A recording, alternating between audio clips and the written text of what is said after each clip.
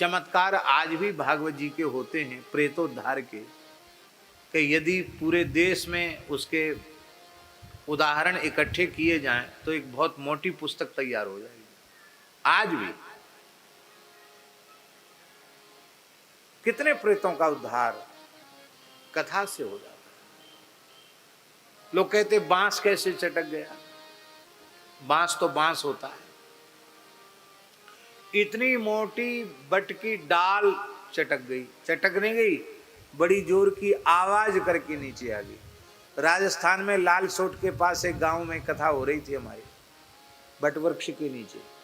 महाराज जी 3 दिन हो गए कथा होते होते, एक श्रोता नहीं, एक श्रोता नहीं, यजमान भी नहीं। महात्मा ने ले जाके बिठा दिया।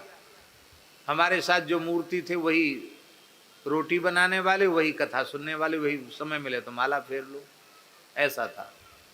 और महात्मा तो भंडारे की व्यवस्था में घूम रहा था, तो हम उनको वहां बिठा दिया। आश्चर्य है, यहाँ एक भी आदमी कथा सुनने नहीं आता है। प्रचार भी हुआ, फिर भी। तीसरे दिन एक पंडित जी आए, तीसरे दिन की कथा के बाद उनसे थोड़ी चर्चा हुई तो उनको बड़ी प्रसन्नता बोली, आप धर्मसंघ वाले गुरु जी का नाम ले रहे थे, मैं बचपन में उनका विद्यार्थी रहा हूँ। आप भी उन्हीं के विद्यार्थी में? हाँ। अरे बोले तब तो आप हमारे गुरु भाई हुए। तो बोले हमने आपका नाम खूब सुना है। तो हमने कहा पंडित जी एक बात बताओ, यहाँ लोग कथा सुनने क्यों नहीं आते?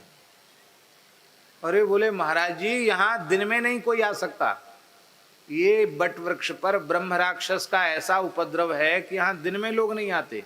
आप तो रात में और सवेरे कह रहे हैं, आप लोग यहीं रहते हैं, आप यहीं रहते हैं? यहीं रहते तो कहाँ जाएं?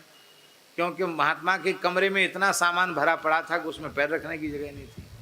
तो बट के नीचे हम लोगों ने आसन लगाया था। बोले कुछ दिखा आपको? हमने कहा हम लोगों ने कुछ नहीं दिखा, आराम से रहे, शांति से रहे। फिर उन्होंने कहा कि ठीक है हम व्यवस्था करते हैं। तो वो लोग श्रोताओं को लेके आए, वो पंडित जी। तीसरे दिन के बाद माइक की व्यवस्था, क्योंकि कोई था ही नहीं तो माइक की क्या जरूरत है, बिना माइक की कथा हो रही थी। चौथे दिन माइक की व्यवस्था हुई, कथा शुरू हुई। कथा तो चली रही थी और नवयोगेश्वर संवाद चल रहा था महाराज जी।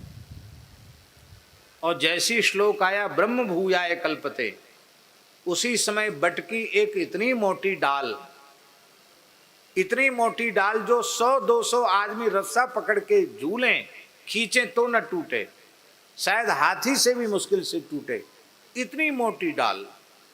यहां से लेके कम से कम 50 हाथ लंबी डाल, इतनी मोटी बड़ी शाखा। वो बड़ी जोर की आवाज करके हर करके धड़ाम से गिरी। वो तो भगवान की बड़ी दया कि भीड़ नहीं थी और ऐसी तरफ गिरी जहां कोई व्यक्ति नहीं था। और श्रोता जो भी थे 100-200 भाग खड़े हुए, सब धूल उड़ गई। राजस्थान का इलाका।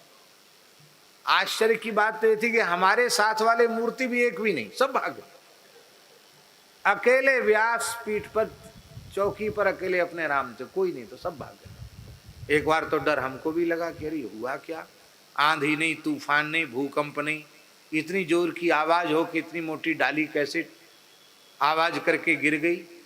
ये तो अच्छा वो हमारे ऊपर नहीं गिरी। खैर कीर्तन कराया, कथा पूरी हुई और उन संत को अनुभव हुआ। उस ब्रह्म राक्षस ने कहा 1000 वर्ष से इस योनि को मैं भोग रहा था और अब मैं भगवत धाम जा रहा। वह स्थल बाधा से सर्वथा विमुक्त हुआ। अब आप कहेंगे कि बांस फटने की बात, यहां तो पूरा का पूरा पेड़ ही फट गया। तो ये बात हम इसलिए करें कि आश्चर्य मत करो, जो कुछ लिखा है वह सर्वथा सत्य है, उसमें विश्वास करने की आवश्यकता है। इन्हीं शब्दों के साथ आज की कथा का विराम। केवल पहले दिन की मर्यादा रहे, पहला श्लोक का उच्चारण कर देते हैं। जन्माद्यस्य तोन्मयादितरतश्चार्थेषु विज्ञत्वराट्